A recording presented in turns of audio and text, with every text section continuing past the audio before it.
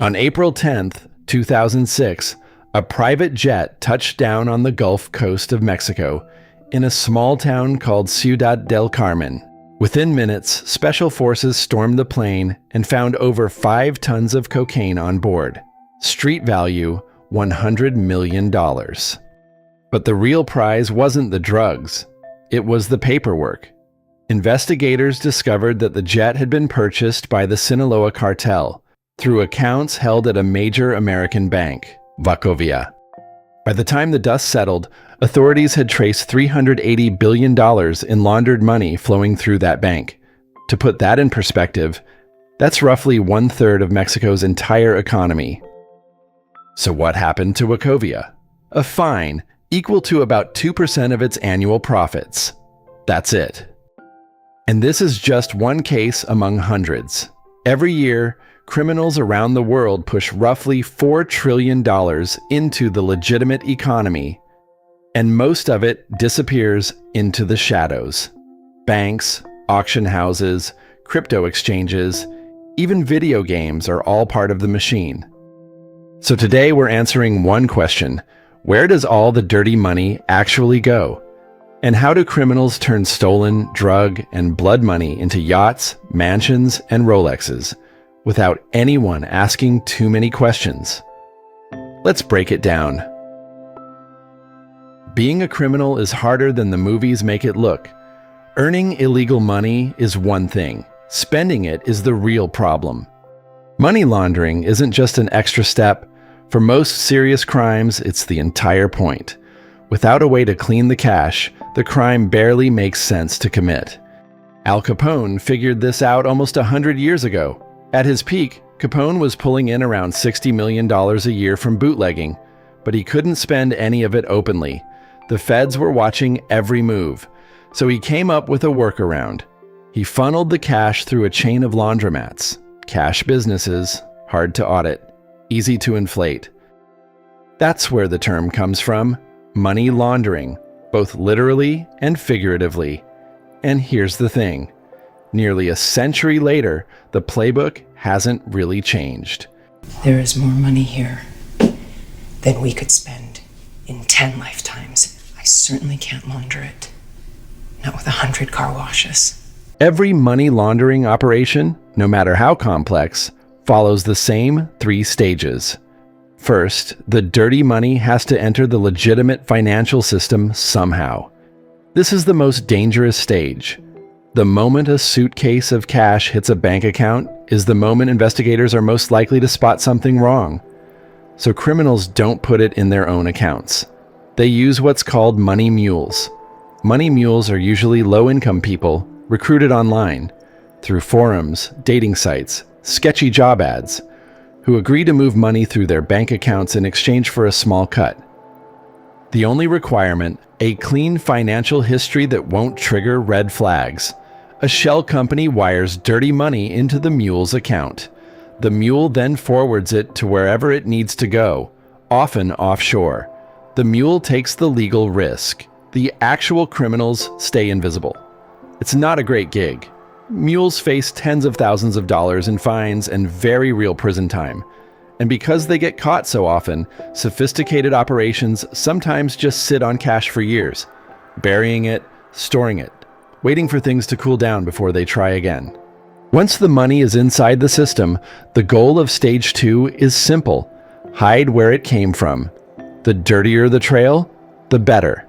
This is where money gets bounced through a maze of fake transactions. The favorite tool? Offshore shell companies. Corporations registered in tax havens like the British Virgin Islands, the Cayman Islands, Panama, or even Delaware. Places with low taxes, friendly regulations, and almost zero transparency about who actually owns what. These shell companies do business with each other. On paper, they sell goods and services that don't really exist, or they exist but get sold at absurd prices. A software license for $2 million, a consulting invoice for $500,000. No real economist would ever sign off on numbers like that. But on a balance sheet, they look perfectly legal. And then comes the third stage, where everything finally pays off. Integration. This is the whole point. The cash is finally clean. It sits in legitimate accounts, ready to be spent in the legal economy. Now the buying spree begins. Yachts, penthouses in Manhattan and Miami, Lamborghinis, watches, art. And often, the money is moved abroad. Because once it's offshore, the reach of domestic law enforcement gets a lot shorter. In real life, these three stages aren't clean and separate. They blur together, repeat, and stack on top of each other. The same dollar might cycle through all three stages multiple times before it finally comes out clean. And one of the best tools for this is the art market. Prices are completely subjective. A painting can sell for $10,000 or $10 million depending on who's bidding and what kind of mood the room is in. Buyers stay anonymous. Vous n'allez pas acheter cette croûte-là 30 000 euros? C'est pas possible, ça. Ah bah si, c'est possible. Mais le mec, il a saigné du nez sur un fond blanc, il demande 30 000 euros. How big is the problem? Here's a data point. In the early 2000s, Mexico passed a law requiring buyers to reveal their identities for high-value art purchases.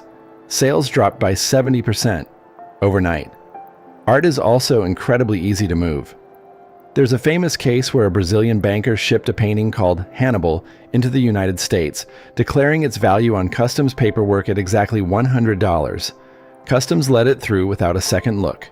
They eventually caught him, and the painting was later auctioned off for $13 million.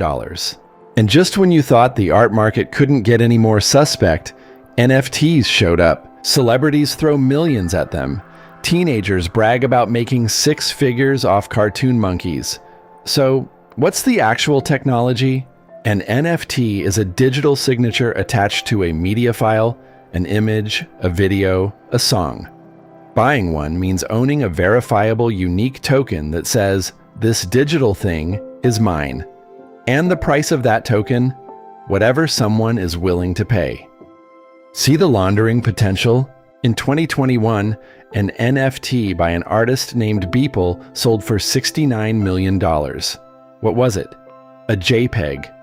A collage of 5,000 images he'd made, one a day for 5,000 days. Not a canvas, not a sculpture, a file. And here's what makes it dangerous. NFT sales are barely regulated. Tax treatment is unclear. Identity verification is minimal, which turns digital art into one of the most efficient shadow banking tools ever invented. The simplest scheme works like this. Take a piece of art, even one stolen from a real artist's website, upload it to an NFT marketplace, mint it as a token, and have a friendly shell company buy it from you for whatever amount you want to launder. Of course, NFTs wouldn't even exist without the bigger story behind them: cryptocurrency. Now, crypto hasn't matched Wachovia level numbers yet, but it's catching up fast. Just this past August, criminals laundered more than $500 million through a single cross-chain bridge, the technology that lets you move tokens between different blockchains. And tracing those funds afterward is, in most cases, almost impossible.